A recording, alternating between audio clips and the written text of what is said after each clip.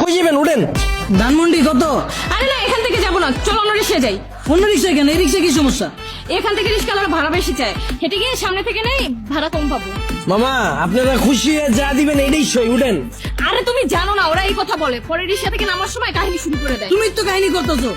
একটু আগে বাসের হেল্পারে দেখে গেলে বাসে উঠবা না, এখন আবার রিক্সাও তোমার সমস্যা। সব জায়গায় গেলে তোমার সমস্যা আর সমস্যা। আমার পা ব্যথা হয়ে গেছে, আমি হাঁটতে পারবো না, আমি রিক্সায় যাবো। ওঠো হ্যাঁ মামা, আমি ওইটাই কইতাছি, এই জায়গায় অন্য কোনো রিক্সা পাইবেন না। উঠেন। ওঠো ওঠো, চলো মামা। কি খেলা দেখাইলি রে টুম্পা, শিখলাম। মামা তুমি টুম্বা কইলা কে? টুম্বা কেডা? মামা কঠিন কাহিনী, আমার গার্লফ্রেন্ডের নাম আছিল টুম্পা। কি কও মামা? আমার গার্লফ্রেন্ডের নাম তো টুম্পা। কি কও মামা, আসলেই? হ্যাঁ, কিন্তু মামা তুমি রিক্সা চালাও আর প্রেমও করো, ব্যাপারটা কিন্তু ইন্টারেস্টিং। না মামা, প্রেম করি না তো, করতাম। আর রিক্সা চালায় তো প্রেম করি নাই মামা। ওর লগে প্রেম করছি দেখে আজকে আমার রিক্সা চালাইতে হইতাছে, আর নাহলে তো মামা আজকে আপনার জায়গা থাকতাম। আরে টুম্পা, তোর লগে প্রেম কইরা আজকে আমার হাতে হ্যান্ডেল পায়ে প্যাডেল। কি কও মামা? প্রেম করে মানুষ দেবদাস হয়ে যায় শুনছি, কিন্তু প্রেমের লাগে মানুষ রিক্সা চালায় এটা প্রথম শুনলাম। মামা তোমার কাহিনীটা কিন্তু ইন্টারেস্টিং লাগতেছে, গল্পটা কও শুনি। আরে বাবু কি শুরু করছো? ওনার এই ফালতু গল্প শুনে আমাদের সময় নষ্ট করে লাভ আছে?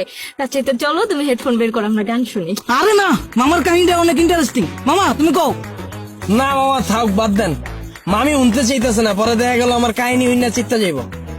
আরে মামা তুমি তোমার গার্লফ্রেন্ডের কাহিনী কইবা, এটা তো হয় চেতবকে। কও মামা শুনি। মামা কি কমু দুঃখের কাহিনী। ও একটা জিনিস আছিল মামা, খালি চুস্ত। সুস্থ মানে? পুরা কাহিনী কই মামা, শুনেন তাইলে সেনা বুঝবেন। ওর মায়ায় পইরা মামা একটা চাকরি করতাম, ওই চাকরিটাও গেছে গা। ওর আর কি করার, বন্ধু বান্ধবের টাকা ধারলে ওর লগে দেখা করতাম।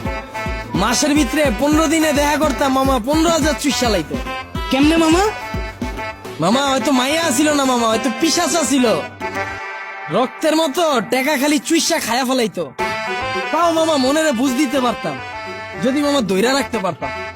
মামা গার্লফ্রেন্ড গেছে কে কেমনে? মামা আমার চাকরি তো চুইসাই দিছে। এরপরে মামা বন্ধু বান্ধবের যে টাকা ধার করছিলাম, ওর টাকা তো আর শোধ করতে পারি নাই। পরে আর নতুন করে ধার দেয় নাই, এর লেগে 10 দিন ধরে ওর লেগে দেখা করতে পারি নাই। পরে ভাই অন্য জায়গায় যায় ভাই চোষা শুরু করে দিছে। পরে পরে আর কি মামা, 1 বছরে 10 লাখ টাকা চুইসা দিছে। পরে এই 10 লাখ টাকা শোধ করার লেগে মামা এই যে রিক্সা চালাই না শুরু করলাম। চাকরি করে তো মামা এই টাকা শোধ করা সম্ভব না। মামা তোমার কপালটা আসলে খারাপ আছিল, কিন্তু মামা আমার কপাল কিন্তু চান কপাল। আমার গার্লফ্রেন্ড আমার অনেক ভালোবাসে। আর মামা আমিও কিন্তু আমার বন্ধুদের থেকে টাকা ধার লয়া পরে লয়া ঘুরি, কিন্তু মামা ভালোবাসার কাছে টাকা পয়সা আসলে তুচ্ছ জিনিস। কি কও জান?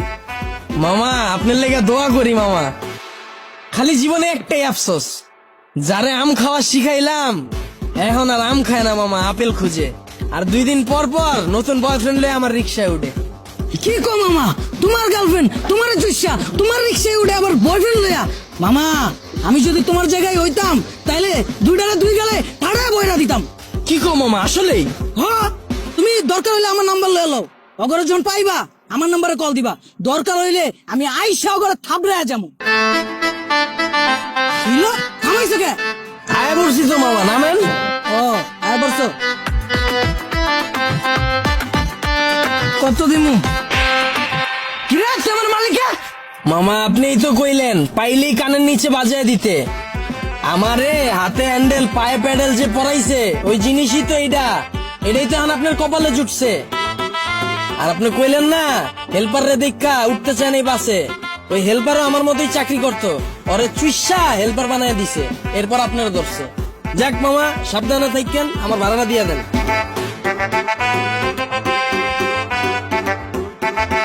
আর মামা চুষা শেষ হইলে যদি রিক্সা লাগে আমার জানায়েন মামা, রিক্সা আমার পরিচিত আছে এলাকায়।